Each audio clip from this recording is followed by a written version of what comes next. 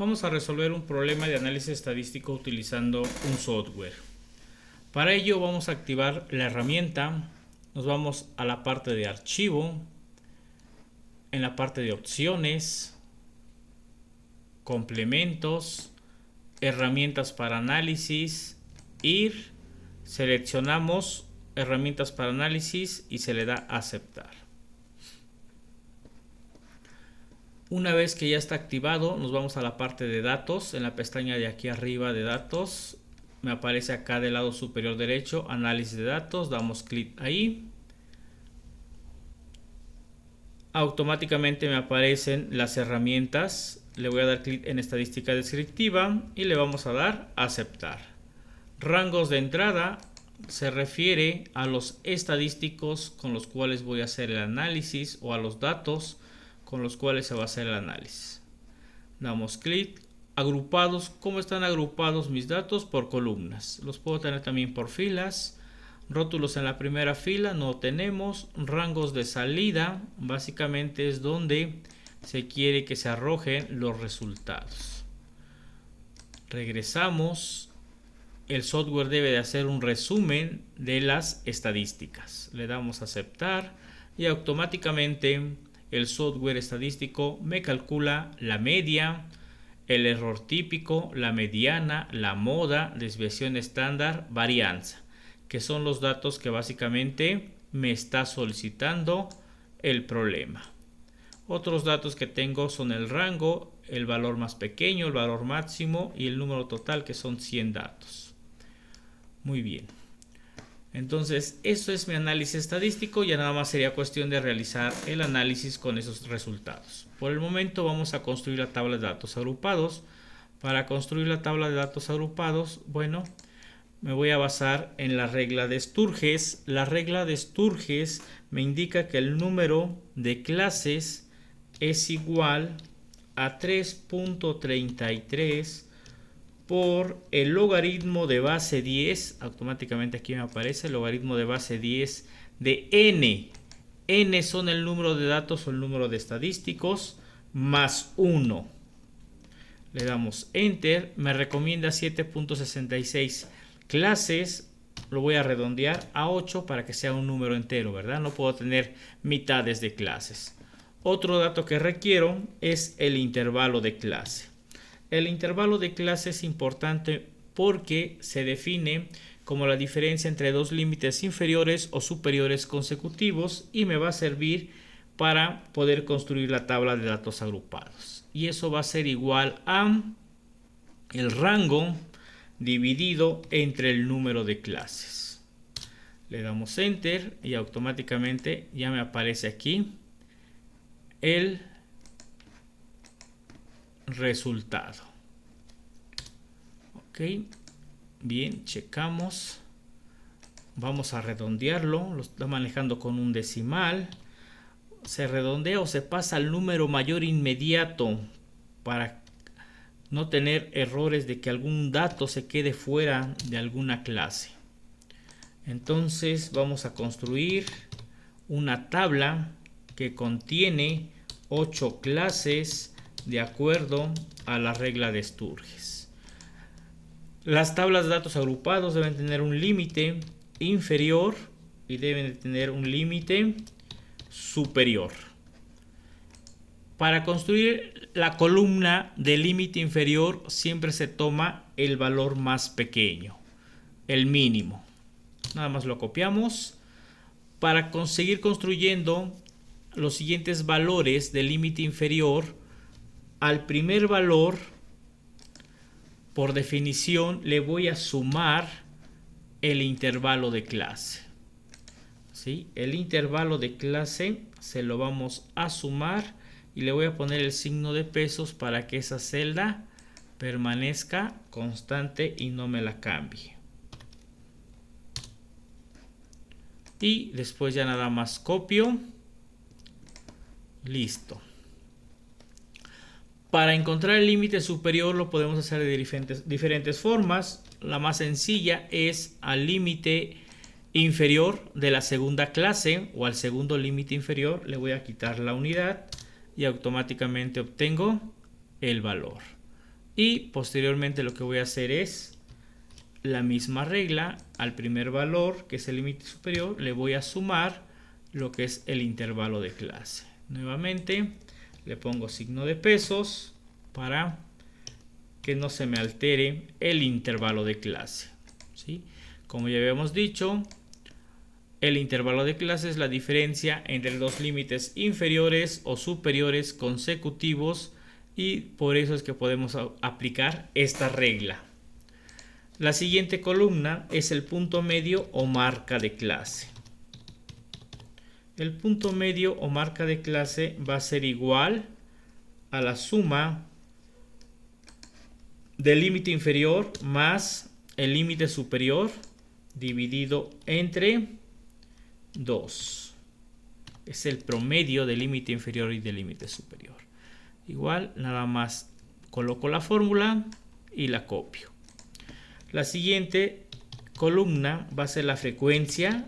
La frecuencia es el número de estadísticos o número de datos que se van a encontrar en cada uno de los intervalos. Le vamos a colocar igual. Le escribo la palabra frecuencia, automáticamente me aparece ahí. Selecciono los datos. Me dice selecciona los datos o los estadísticos de los cuales vamos a calcular la frecuencia. Una vez que tenemos seleccionados los datos, ¿sí? Me dice ahí, le vamos a dar clic acá donde dice f de x, y me va a aparecer esta pantallita, dice grupos. Voy a seleccionar límite superior y me regreso. Le damos a aceptar y me aparece. Como es una matriz, nada más me aparece la frecuencia en la primera fila o en el primer intervalo. Sombreamos y le voy a dar F2. Y después las teclas Control, Shift y Enter al mismo tiempo para que me calcule todas las frecuencias. Ok, ya tenemos las frecuencias en cada uno de estos intervalos. Las frecuencias se refiere al número de datos que hay en cada uno de los intervalos. Otro dato interesante para una tabla es la frecuencia relativa. La frecuencia relativa, pues básicamente se refiere a la probabilidad de seleccionar a un sujeto o a un objeto en cada uno de esos intervalos. Y la frecuencia relativa va a ser igual a la frecuencia dividido entre el número de estadísticos, que de acuerdo a mi análisis descriptivo son 100 estadísticos o 100 datos con los cuales estoy haciendo o realizando el análisis. Le damos Enter y automáticamente me hace los cálculos. ¿Sí? El signo de pesos es para que la celda permanezca constante y no me cambie o no modifique el 100. La siguiente columna que vamos a agregar va a ser porcentaje de frecuencia. ¿Okay? Voy a copiar la celda. Y automáticamente, en este caso ya está configurada, pero si no estuviese configurada, la puedo configurar aquí en inicio y en lugar de decir general, pues le vamos a colocar porcentaje. En este caso ya estaba configurada porcentaje, entonces ya nada más la copio y automáticamente me calcula los porcentajes de cada uno de los intervalos. ¿Por qué manejar los resultados en porcentajes y no en frecuencias absolutas? Bueno, porque los porcentajes son inferencias poblacionales, ¿verdad? Puedo decir que esta muestra que yo tengo aquí, ¿sí? Su frecuencia es de 1, pero el porcentaje de la población, ¿sí? El porcentaje es de 1, pero de toda la población, ¿sí? Entonces, por eso es que manejamos los resultados en porcentajes, porque son poblacionales. Bien, voy a hacer 2 gráficas o 3, ahorita dependiendo cuánto me dé de tiempo, ¿sí? Una de las gráficas que vamos a realizar va a ser el histograma de barras. Le vamos a dar aquí en insertar, me voy aquí a gráficos y le doy en el histograma de barras. Vamos a checar por aquí. Seleccionamos los datos, porcentajes de frecuencia. Y aquí están. ¿Sí? Mi histograma de barras. Ok, aquí le vamos a dar agregar etiqueta de datos. Ahí está. Agregar etiqueta de datos. Ahorita no tengo un título del gráfico, pero sí los gráficos deben llevar su título. Ahorita por el momento le voy a colocar solamente análisis estadístico. Análisis estadístico. ¿Sí? Análisis estadístico, bueno, ustedes ya le pueden colocar análisis estadístico de las ventas de un mes, del año, las ventas anteriores del ciclo, las ventas del semestre o del bimestre anterior, las producciones, dependiendo qué variable estén analizando. ¿Ok? ¿Sí? Pueden ustedes también hacer modificaciones en su gráfico, aquí con botón contrario. ¿Sí? Aquí les dice seleccionar datos, las series, por ejemplo, le voy a dar editar series. Las series las podemos editar. Le voy a dar cancelar para poder mover mi gráfico y tener libre la tabla de datos. ¿Ok? ¿Sí? Entonces, ahora sí, botón contrario, seleccionar datos. Le voy a dar editar. Me aparecen las clases, si es correcto, ¿verdad? Puedo dejar las clases. Pero si se les ocurre y quieren colocar límite inferior o límite superior, no hay ningún problema. Ustedes lo pueden hacer y le pueden dar el formatito que ustedes quieran a su tabla, ¿verdad? Ya la información en el gráfico se puede leer de una forma mucho más directa. Aquí están los intervalos, límite inferior, límite superior. ¿Sí? Y entonces saben que va el 1%, igual en el siguiente límite inferior, límite superior y el 3%. ¿Ok? Entonces, esta es una gráfica muy útil para presentar la información.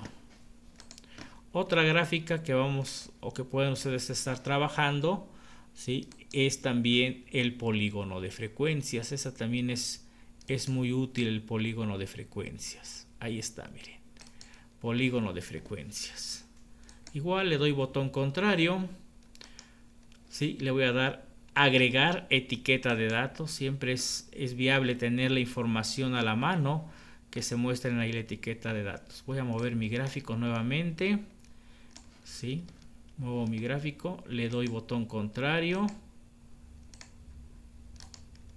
Y le vamos a dar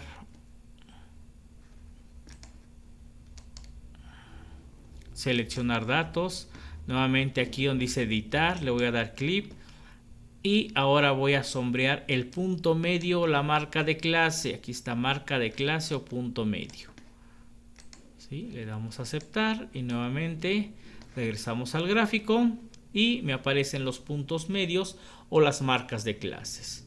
Igual el título de su gráfico, pues vamos a ponerle nuevamente que es un análisis estadístico. Análisis estadístico. ¿Sí? Ya ustedes complementan dependiendo de la variable que estén analizando. ¿Ok?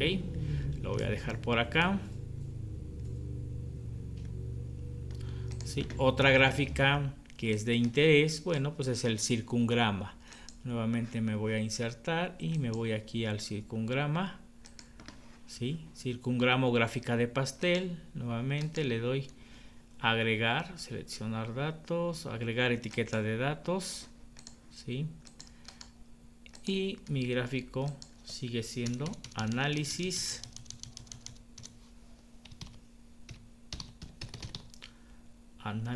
estadístico. ¿Sí?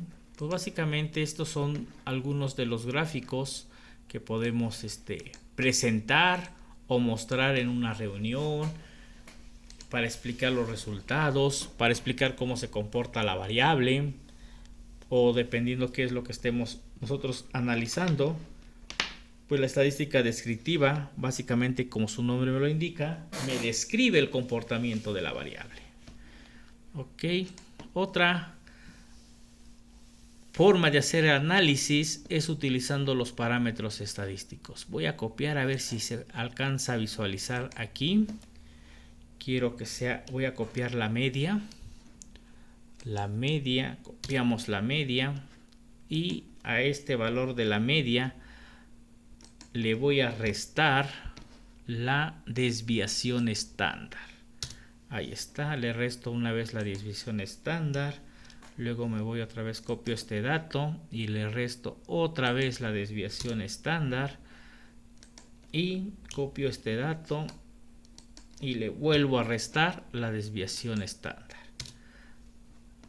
Ok, ya me dio 0. Vamos a ver.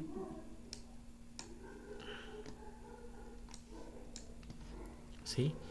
Bien, a la derecha resté la desviación estándar y a la izquierda la media más la desviación estándar. Otra vez la media. Bueno, el valor que ya tengo. El valor que ya tengo más la desviación estándar.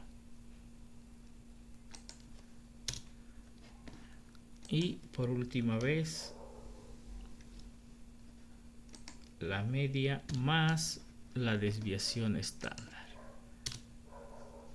¿Sí? Automáticamente vemos, ¿sí?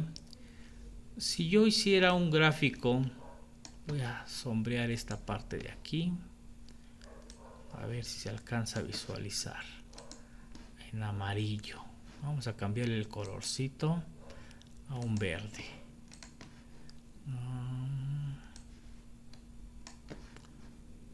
Un verde.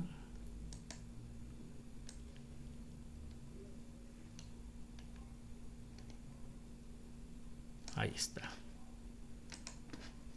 Voy a hacer esta celda más pequeña para que se vea representativa. Ahí está. Algo así quedaría. ¿Sí? Bien.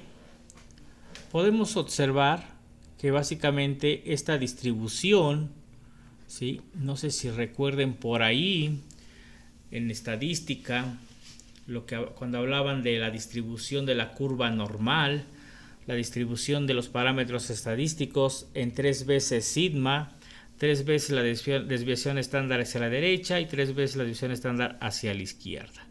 Bueno, pues fue lo que realicé aquí. Al realizar este análisis vemos que acá me da un 0, lo que me indicaría que mi valor más pequeño debe de ser de 0, pero sin embargo mi valor más pequeño es de 10.504. Entonces debe de estar por aquí el 10.504. Este valor ya acá sería negativo, el de menos 3 veces la desviación estándar, lo que me indicaría que este comportamiento es heterogéneo. Hay mucha variabilidad, hay mucha dispersión en los datos con respecto a la media, que es la definición de la desviación estándar, ¿verdad? Entonces por abajo de la media los datos representan mucha variabilidad, son muy heterogéneos, ¿sí? Y por la parte derecha el valor más grande es de 90.000. Ok, estaríamos hablando que anda por aquí, ¿verdad? Bueno, aún así el valor más grande que me da aquí es de 103, ¿sí? Comparado con 90.000, pues sí hay una diferencia, ¿verdad? Casi de 10.000. Entonces sí podemos decir que hay mucha variabilidad en esta variable, en este comportamiento. Hay que verificar qué es lo que está pasando y tomar decisiones. Para eso la estadística descriptiva, tomar una decisión para corregir el error. ¿Sí? Básicamente sabemos que el 68% de mis datos deben de estar distribuidos en una vez la desviación estándar por abajo y una vez la desviación estándar por arriba de la media. ¿Ok? Bien, pues básicamente esto es un análisis estadístico descriptivo y estos son algunos de los elementos o requisitos que se requieren para poder hacer el análisis.